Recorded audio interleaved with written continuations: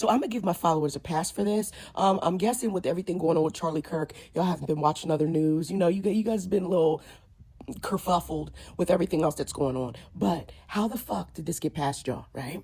This dude in Panama, his name is Kin Panama, K-I-N, found a meteorite, or a meteorite fell in his town of Pedregal, okay, on August 29th. Since then, some things have started to happen. First, the meteorite, when it falls, is a dark brown, okay? Over a couple days, it turns completely metallic silver, okay? At first, I was looking at it, I was like, did he spray paint that metallic? No, because the rock, you can hear, like, I thought it was a little potato until it hit the glass and it clanked. Okay, so, all right, it turned colors. Maybe that's normal. After a couple days, it grows a tail. Like a brownish, wiggly, brown, slimy tail grows off the meteorite. Yeah. You intrigued? Me too. After a couple more days of that, starts growing more limbs. Looks like venom, full-on venom. I'm going to show you a video. Don't you worry. You know I got you, even though y'all didn't have me. But I got you.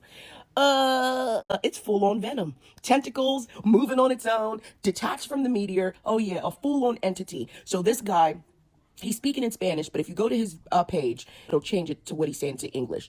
I had to learn about this from Alien Carvings. Since he is speaking in English, I will play his version of the video. But yeah, listen, I'm going to play the video. He's going to be a full-on superhero by October, but maybe we'll get him by Halloween because he's literally touching this stuff with his bare hands. He's sending out samples. Watch this. I'll come back at the end. You know, dozens of videos. I think there's close to 20 videos of this. I'm posting some here to bring awareness to this, to try to get people to go to TikTok and follow this man, to keep up with this. You know, a lot of people reached out to him and asked for, you know, biological samples so they could put it into the lab and see what the heck we're dealing with. You know, the curiosity is very high on this. However, I feel that the danger is also very high if that's the case.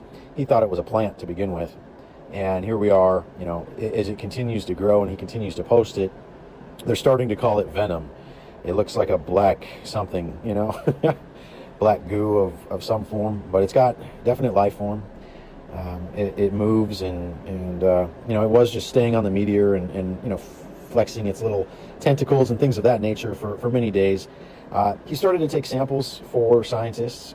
He had the bravery to go in and start cutting these things and creating these samples in these jars, which seem to still have life form.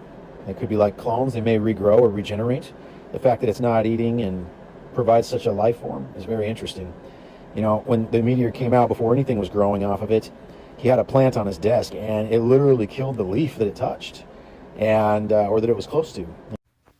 You heard that right. It killed the biological leaf that he put on it. Literally, if you know how you get sweat stains on your clothes and how it comes through like looking like that? That's what happened to the leaf. As soon as he put that leaf on that meteorite before it started growing those things, it started to sweat and shrivel immediately. He's not, listen, I watched these a couple times before I came here to y'all, okay? Because somebody was bro, just a little piece of it is wiggling. It's not like he's using something like animatronic and he's getting the whole thing to move. No, it's just one little piece over here and then one little piece over here. If y'all think that this is fake, why? Also, I always like to do my due diligence. What was he doing before this meteorite fell? Because when random shit happens, random shit happens. You shouldn't have been looking into shit for years and then try to put this out. He lives in a town in Panama that is overrun with a drug crisis. So before that, he was documenting that the homeless crisis, the drug epidemic, people just in the streets and tons of trash. And it's really sad. I wanted to make sure I did my full due diligence, but I did come across that it's very sad. But that's what he was doing before that, like taking videos of gators and turtles and stuff like that. No, so you can tell he's outdoorsy, and that's how he found this. How much bigger y'all think it's gonna get?